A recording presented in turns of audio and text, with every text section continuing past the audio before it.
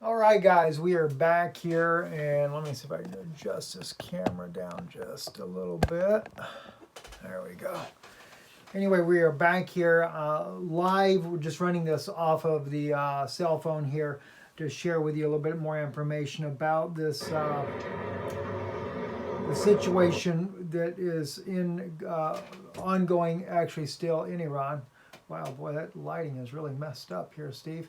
Anyway, as you can see, that was the live footage there of those missiles being launched from Iran to U.S. bases there in the region. And we certainly do ask for you to please be praying for the U.S. personnel that is at these bases in the Middle East, throughout the Middle East, in fact, whether it be Iraq, Syria, Iran. The whole situation is very volatile right now. President Trump has spoke a few minutes ago. I'd actually pre-recorded this video and then forgot to do the audio, so much going on here.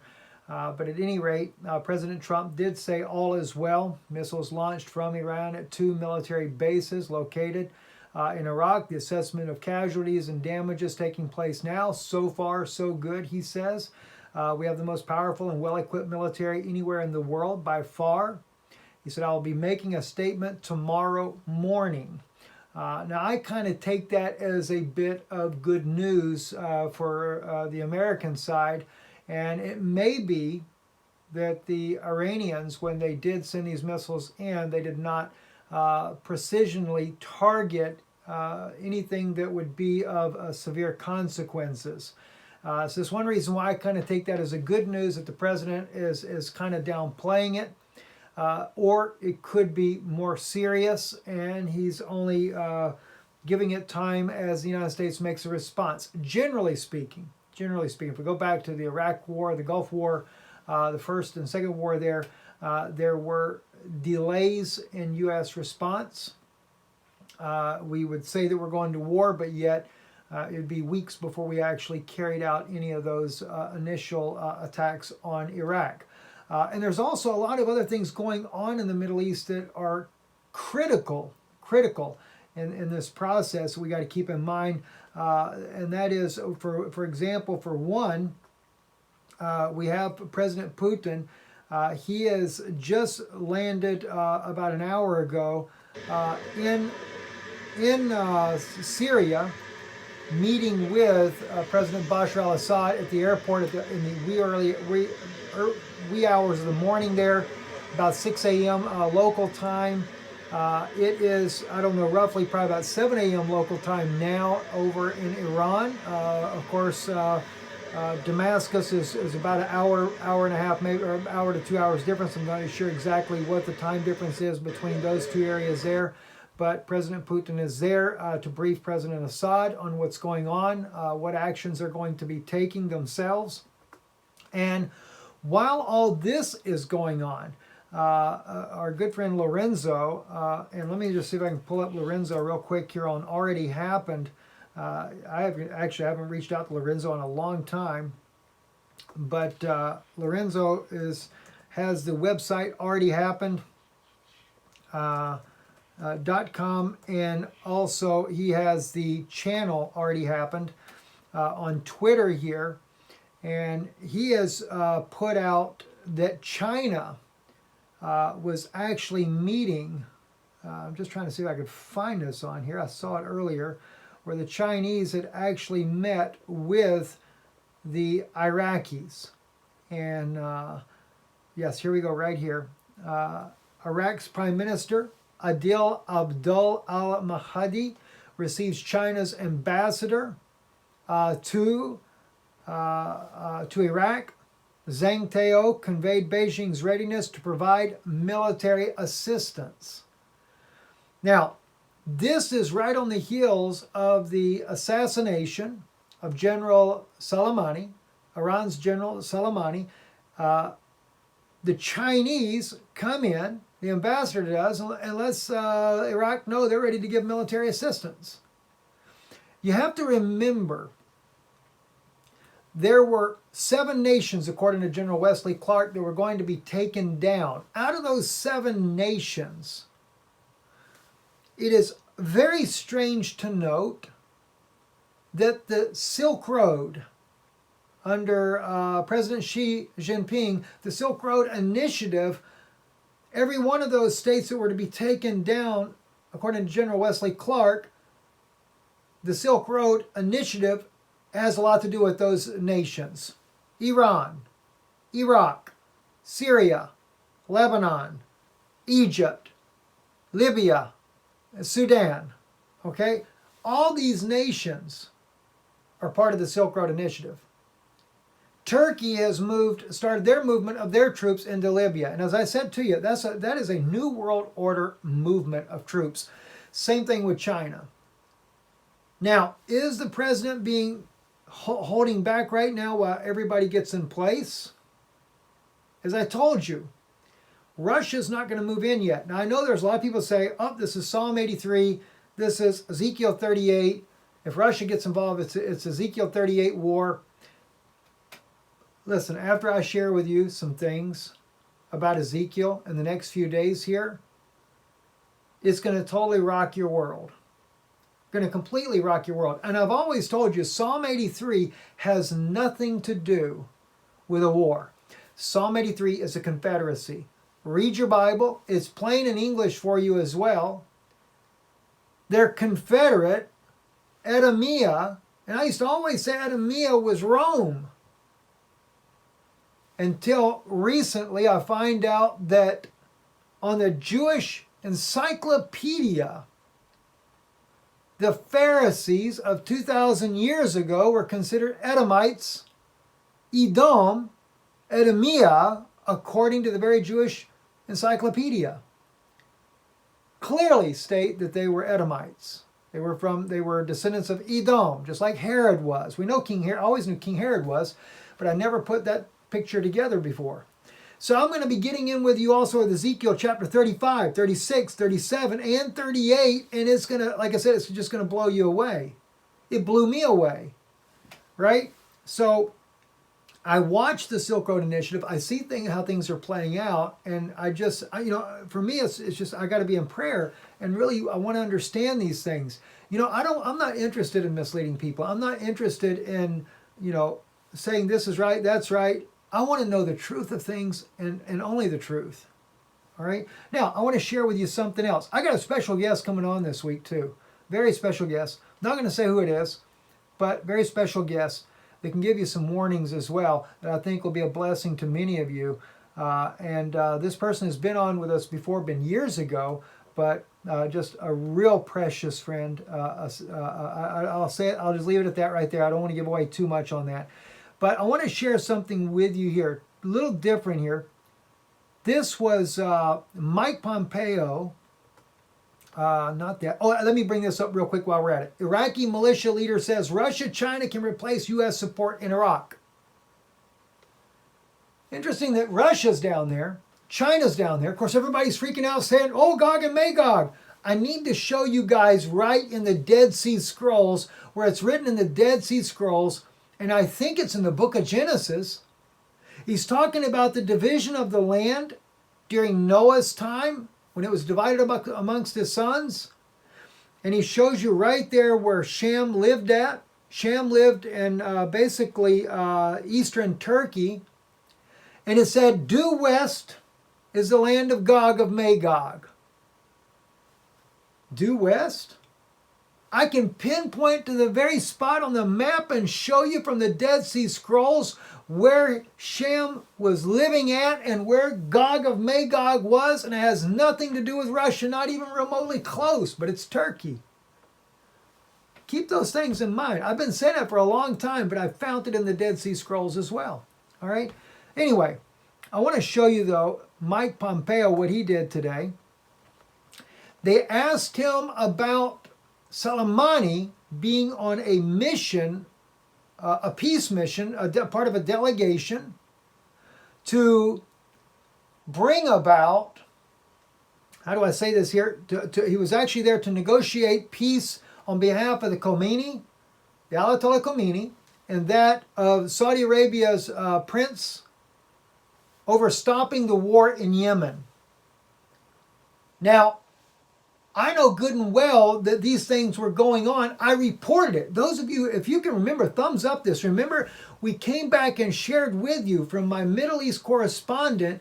This was, I don't know, back during the time of the Japanese tanker when it was being alleged that Iran was the one that did it.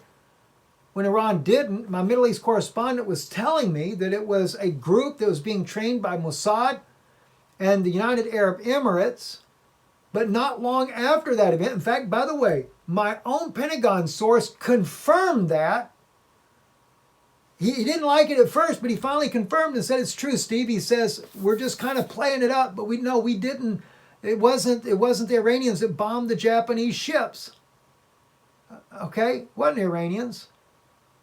It was a force that had been trained, an Al-Qaeda, ISIS militant group that had been trained to carry out those attacks. Not long after that, my same intelligence source there said to me that, and it came out in mainstream media, that the prince of Saudi Arabia had came to Iraq trying to make peace with the Iranians. So don't try to tell me that it's not the case. All right? And then I get a phone call, and I have to be very careful how I say this right here, but I can tell you this much here. This will be someone that President Trump knows. And my video about this peace initiative was shared with that individual. And said, is this true? And they confirmed it is true. We know he was on a peace mission. Think about it. Now, but let's look at the way Mike Pompeo reacted to it. Let's see. So, Zarif's statement. His first statement that is Soleimani was traveling to Baghdad on a diplomatic mission. Anybody here believe that? I do. Is there any history that would indicate that it was remotely possible that this kind gentleman, this diplomat of great order, Qasem Soleimani, had traveled to Baghdad for the idea of conducting a peace mission? I made you reporters laugh this morning. That's fantastic.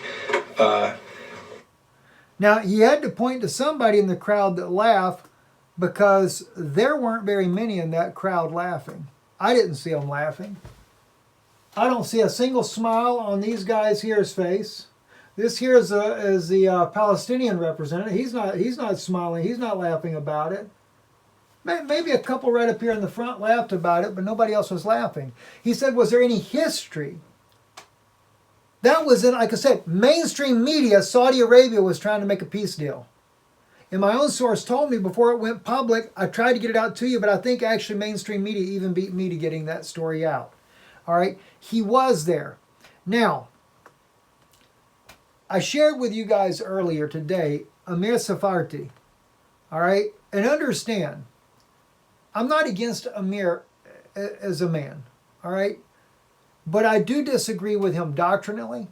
I disagree with him on political, the geopolitical whole scenario. All right. The only one he did one thing that somebody shared with me, and that was he disagreed with the Noahide laws. But he still fell short of that. He still wouldn't come right out and really condemn it. He just said, no, that's Talmudic. That's all he says. Doesn't really condemn it. So, we do, I mean, there are some maybe doctrinal things we agree on. We believe that Jesus Christ is Messiah. I appreciate that about this man. Some things, yes, maybe so. But pretty much fundamentally, the whole ideology, Amir's more of a Zionist way of thinking. But I'm not here to throw Amir under the bus. That's not the reason I want to say this. I want to play for you, though. My wife had brought this to my attention. She said if you went further in the video, he absolutely admits that Israel had a mole in the group with Soleimani, and they specifically that Israel played a great role in taking this man out, or at least given the intelligence they needed for that. Now, normally that mole is a Palestinian that works for the Mossad. I already know how that works myself as well, right? But I want to share with you once again, this photograph right here was given to me by my own intelligence source there. And I am not going to say who's who, but I could tell you the identification of one person in there. This is one of the cars that was targeted by the missile that was blown completely up. I don't know which car it is. It wasn't told me that. All I was told was this was released. Whether or not it was made public, as I was told by my own source, he said, I don't think it's been made public yet, but it has been released. All right? That's the evidence that I have that, yes, Israel was involved. Not that Israel didn't pull the trigger as far as I know, at least on Soleimani. They put all that on Trump. And again, it kind of bugs me that they put it all on Trump. Netanyahu did nothing but tried to get Trump to go to war with Iran. Go to war, go to war, go to war, blow him up, blow him up, blow him up is all he ever does. And when Trump finally does take and pulls the trigger, he leaves Trump sitting there with the bag in his hand and pretty much tells his cabinet people, leave it alone, let it alone. That's between the Americans and Iran. You know what? That's pretty low. But in a way, maybe I should appreciate Netanyahu for doing that, because I do not want to see the Israelis be attacked over the arrogance and foolishness of a prime minister that knows nothing more about God than anything. All he knows is to whatever the elite are telling him to do. Because I can't help but think, but Netanyahu don't know any better either. Whatever the elite Zionists are telling him to do, that's what he does. And that's not Israelis. Listen, I say this to my Arabic friends, to my Christian friends, to my Jewish friends that are listening to this. There are real Jewish people that love God. There are real Jewish people that maybe they're not even believers, but they love peace. They don't want war with our neighbors. All right? Don't hold against the Israeli people the evils of a government. Same thing in America. You know, Trump, he's just the puppet that they got pushing the buttons. He's the fall guy. He's the one that's got to take all the blame for it later. But he has been, and I'll say this, I say it honestly, Trump has been manipulated by these figures in the background to get this war going. Yeah. Maybe I'm taking up for Trump for once, but yeah, that's exactly what's happened. He has been manipulated to do what he did. And they knew by killing this general, it was going to cause this kind of repercussions. All right? Now, I'll show you, besides me sharing with you the very evidence here so you can see it on the screen for yourself, I want to show you what Amir says. And again, I'm not here, this is not beat up Amir Day or nothing like that. I'm just wanting you to see. Amir openly admits that Israel was involved in this. And funny thing is, Netanyahu is trying to play it down, and Amir is out there publicly saying that, oh yes, no, we were very much involved. Listen to what he says. Now he's gonna tell you the intelligence of the movements of Soleimani. Soleimani, he says, goes to meet with Hezbollah's leader, Nasrallah. Then he goes from Nasrallah. He said he flies to Damascus, meets with Bashar al-Assad, and then he goes to Iraq. And of course, he considers him a terrorist. You know, I realize, and I'll say it again, Soleimani, I know he's got American blood on his hands. I don't like that at all either. I really don't. All right? So I understand why he'd be considered a target. But when you're dealing with a diplomatic mission and they want to play that down and pretend like it didn't happen, and thank God Israeli News Live must be having some weight on that issue, because it made Mike Pompeo have to address it. But I will tell you this right here. It is a shame, because that man there fought against ISIS and Al-Qaeda and Al-Nusra when the United States deep state and the Israeli deep state did nothing but fund those terrorists. Landed in Baghdad roughly 30 minutes after midnight. And he was greeted by the local heads of the local Iraqi militias, El Mohandes and his deputy, and he brought with him the deputy of Hezbollah in Lebanon, Qasem Naim. And so we're talking. Now, I believe Amir on that statement there, because from what the source that I have, he says that Soleimani had very good ties with the Iraqi people from the war between Iran and Iraq years ago. Talking about the cadre of the most senior members of the terror in the Middle East. Terrorism in the Middle East. It's unbelievable. To kill all of them in one strike is a work of a genius. Now, let me make it also very clear that Israeli intelligence played a very significant role. Israel has a mole within the closest ring to those leaders, and we knew exactly who's going to be where and how.